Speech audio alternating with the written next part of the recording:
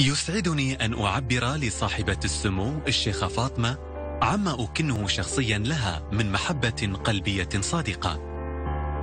ولما تحظى به لدى أفراد عائلتنا التي هي أسرتها الثانية من عميق المودة وعظيم التقدير والاحترام.